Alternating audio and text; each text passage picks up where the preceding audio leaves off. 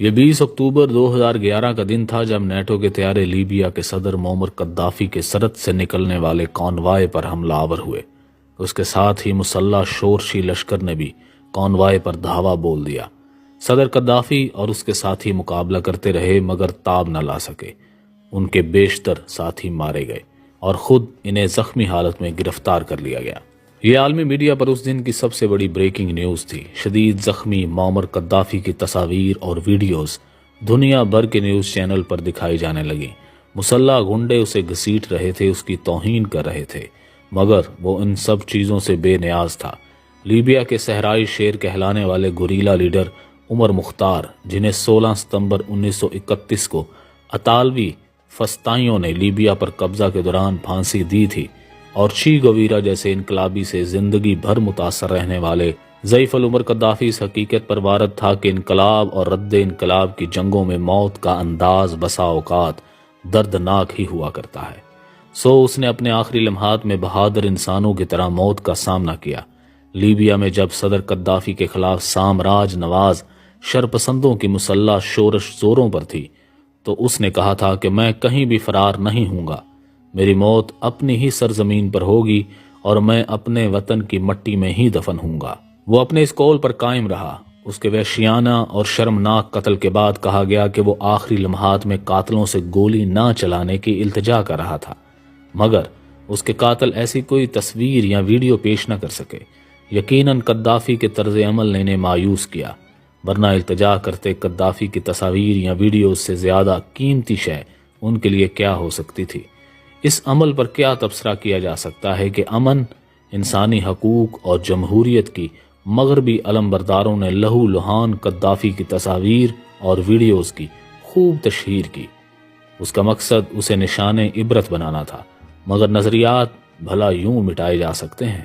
بدوی طرز کے خیموں میں رہنے والے اور اونٹوں کے دودھ اور کھجور کے دلدادہ معمر قذافی کو صحرائے اعظم کے کسی نامعلوم گوشے میں دفن کر دیا گیا، یعنی زندہ قذافی سے خائف رہنے والے اس کی قبر تک سے خوف زدہ تھے۔ اس کی شہر آفاق کتاب سبز کتاب کو چوراہوں پر نظر آتش کیا گیا، لیکن افکار کو اس طرح ختم نہیں کیا جا سکتا۔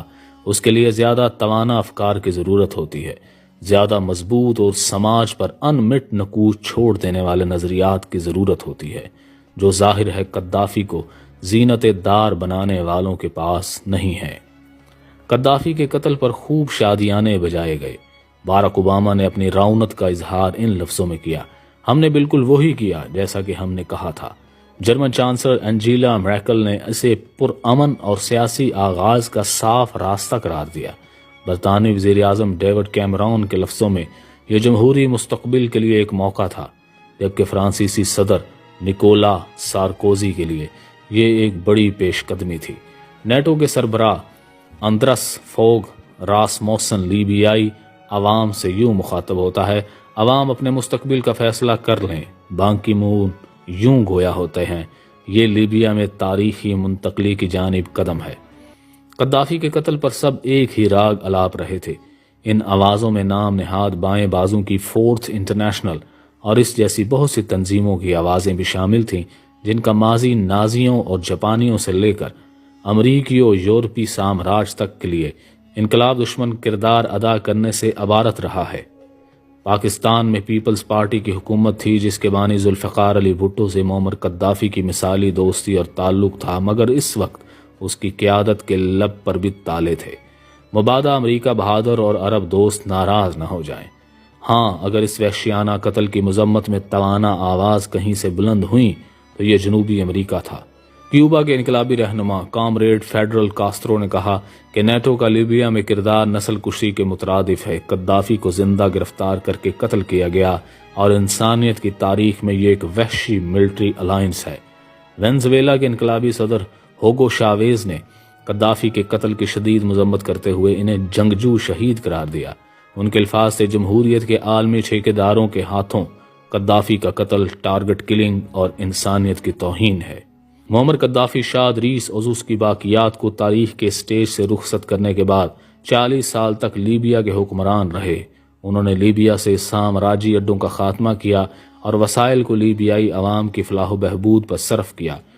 اس کے مخالفین کا کہنا تھا اور ہے کہ وہ ایک بدترین آمر تھا جو کسی کو جواب دہ نہیں تھا، لیکن اصل بات یہ تھی کہ وہ امریکہ اور مغرب کو، ان کے سامراجی مالیاتی اداروں کو جواب دہ نہیں تھا۔ قذافی کی جمہوریت کا اپنا معیار تھا جس سے اختلاف کی گنجائش موجود ہے، جس کی تفصیل اس کی کتاب سبز کتاب میں موجود ہے، اور لیبیا میں موجود پیپلز کمیٹیاں اس کا مظہر تھیں۔ اسی طرح اس کی اشتراکیت کا بھی اپنا معیار تھا، ہر چند کہ وہ سائنٹیفک سوشلزم کا علمبردار نہیں تھا اور اس کے افکار مابعدت طبیعیاتی رنگ لیے ہوئے تھے، لیکن اس میں کوئی دو رائے نہیں کہ اس کے دور میں لیبیائی عوام ان تمام انسانیت سوز بیماریوں سے محفوظ رہے جو سرمایہ درانہ تشکیلوں کا خاصہ ہیں۔ قذافی کے لیبیا میں گھر ہر شہری کا بنیادی حق تھا اور بجلی، تعلیم اور علاج کی سہولیات مفت تھیں۔ لیبیا میں علاج اور تعلیم کی صحیح سہولیات نہ ملنے کی صورت میں حکومت بنا کسی خرچے کے شہریوں کو بیرون ملک بھجواتی تھی، بنا سود کے قرض دیا جاتا تھا، اور ہر نئے شادی شدہ جوڑے کو نیا گھر بنانے کے لیے $50,000 مفت دیے جاتے تھے۔ ہر شہری کو اپنی گاڑی خریدنے کے لیے حکومت 50% سبسڈی فراہم کرتی تھی۔ پیٹرول کی قیمت $0.14 امریکی فی لیٹر تھی۔ کسانوں کو زمین سے لے کر زرعی آلات، بیج اور کھاد وغیرہ تک مفت فراہم کی جاتی تھی۔ ہر بچے کی پیدائش پر ماں کو $5,000 امریکی مفت دیے جاتے تھے۔ گریجویشن کرنے کے بعد بھی اگر کسی لیبیائی باشندے کو ملازمت نہ ملتی تو اس کی تعلیمی استعداد کے مطابق برسر روزگار ہونے تک مفت تنخواہ دی جاتی تھی۔ شاہ ادریس کے وقت میں 20 سے 25% لیبیائی باشندے پڑھے لکھے تھے۔ قذافی نے اس شرح کو 85% تک پہنچا دیا۔ ملک کے تیل سے حاصل ہونے والی آمدنی کا ایک حصہ ہر شہری کے اکاؤنٹ میں داخل کیا جاتا تھا۔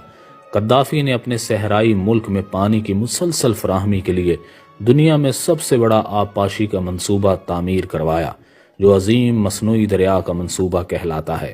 قذافی کے لیبیا پر کوئی بیرونی قرضہ نہیں تھا اور لیبیا کے اثاثوں کی مالیت $150 ارب سے زیادہ تھی، جن پر مغربی ممالک نے قبضہ کر لیا۔